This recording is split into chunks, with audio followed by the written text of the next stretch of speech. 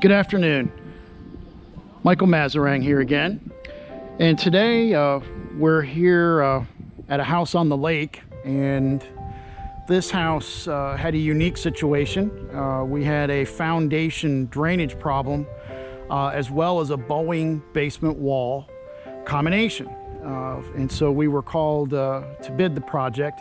One of the engineering firms that we work with developed a engineered repair plan for the implementation of this repair, which included a soil nail stabilization program, as well as recommending waterproofing the wall that was leaking along the front and side.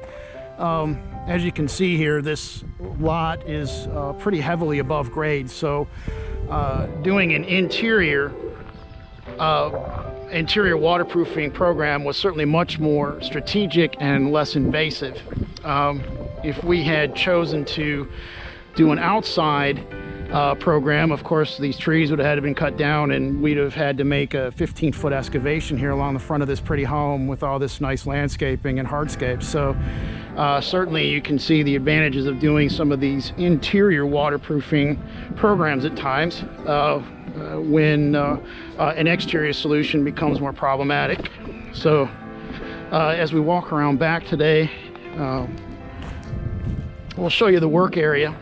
And again, the primary focus of this repair was to stabilize the front wall that was bowing, and pretty common problem with basement walls here in the Carolinas, and especially these old block walls where the cells aren't filled.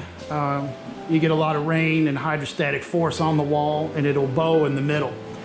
So what we did here, per the engineer's plan, is we installed a soil nail retention system. The soil nail goes in on a down angle. It's a sleeve with a threaded rod, and that system actually gets grouted as opposed to the manufactured systems that create a much larger hole and are much more invasive and dangerous to install. These systems were installed, you use a specialty drill apparatus, so it's much safer. If you have to elevate yourself, you can get some scaffolding and safely deploy your drills from up top. So you can see here the finished product with this channel that the engineer spec'd out, and you'll see on your screen the layout that was spec'd out by the licensed engineer, by the licensed structural engineer, and of course we followed that recipe to the T. You can see walking around here, we've got this middle room where you can see we're doing some drying to dry the sealer on the wall, but you can see here where 2 more units were installed. And of course in this room the guys are finishing up the waterproofing, and this of course has the other locations as well as where our sump location is. So in addition to installing the foundation stabilization plan, or the soil nail retention system, in addition to that, we broke the floor out, as you'll see here, and we installed an internal drain tile system that goes to the sump pump in the other room. And this piece here that you'll see off the floor is hard sealer, which beneath this hard sealer there's a series of weep holes which allow the moisture as it goes through the block wall to be released through the holes down into our drain system that's in the floor. The drain system is now sloped down this wall and goes all the way down to the other room where our sump pump is. In addition to that, instead of putting hard wall sealer all the way up to the top, I found that it's much more effective to do 2 coats of dry lock wall sealer from the hard wall sealer, which hides the weep holes, all the way up. You're supposed to go to grade, but we just went all the way up to the sill plate for effectiveness in case the client decides not to finish the wall right away. The nice thing about these limited access products is once once everything is finished, the client may choose to come out with a 5/8 stud wall, and they could finish the room, marry up to the existing sheetrock that's already here, and just get a crew to set the studs up, the kick plate, and frame it in and put the sheetrock in, and you could hide completely this repair.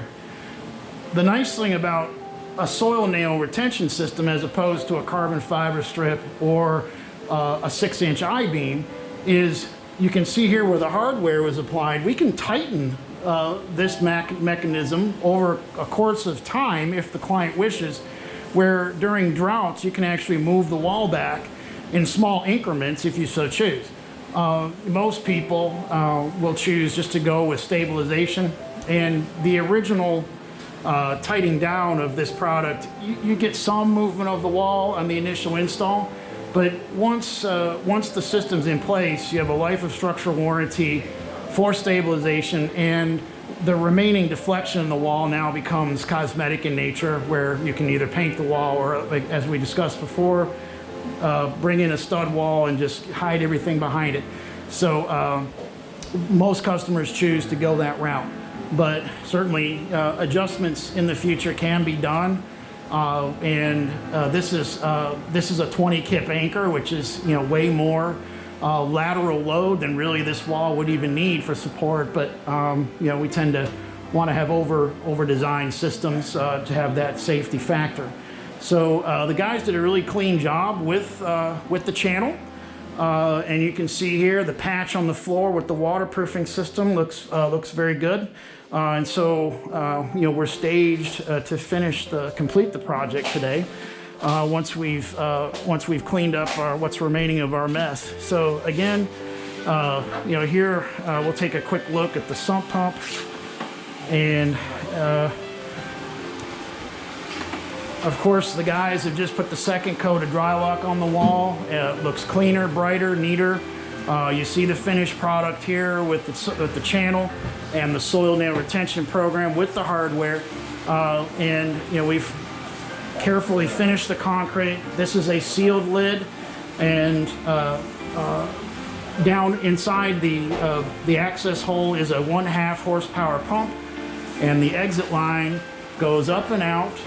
And we have a bubble pot assembly set up outside where the water will just bubble up and simply go down the hill. So water is pumped out safely.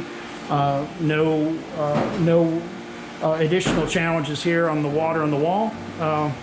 And so what I like about this system is we were able to incorporate both the skill sets of foundation repair as well as the basement waterproofing system to do this combined project.